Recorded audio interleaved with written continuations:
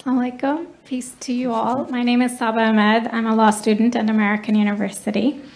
I am here to ask you a simple question. I know that we portray Islam and all Muslims as bad, but there's 1.8 billion Muslim followers of Islam. We have 8 million plus Muslim Americans in this country, and I don't see them represented here. But my question is, how can we fight an ideological war with weapons? How can we ever end this war? The jihadist ideology that you talk about, it's an ideology. How can you ever win this thing if you don't address it ideologically? Great question. I am so glad you're here, and I am so glad you brought that up because it gives us an opportunity to answer.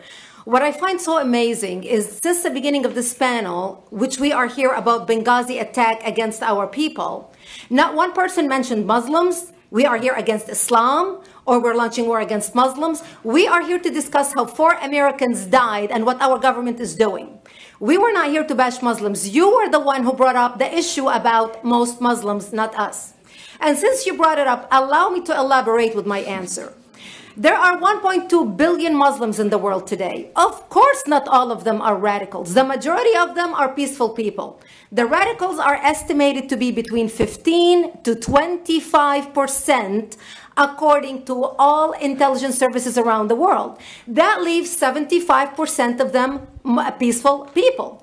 But when you look at 15 to 25% of the world Muslim population, you're looking at 180 million to 300 million people dedicated to the destruction of Western civilization. That is as big of the United States. So why should we worry about the radicals, 15 to 25%?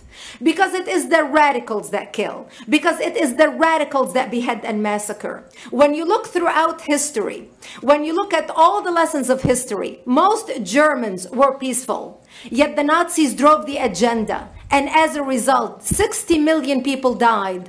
Almost 14 million in concentration camps. 6 million were Jews. The peaceful majority were irrelevant. When you look at Russia, most Russians were peaceful as well.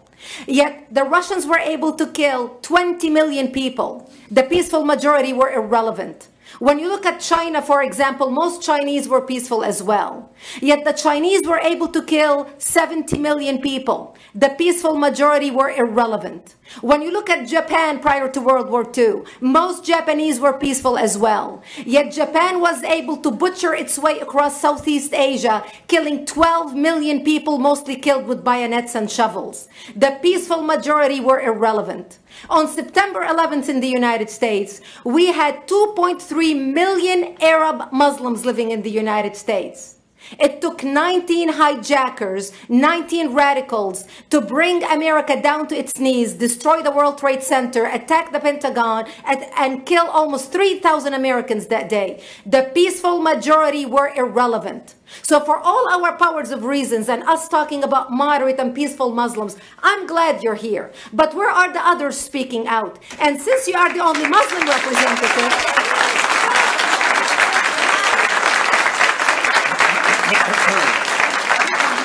save the applause till the end.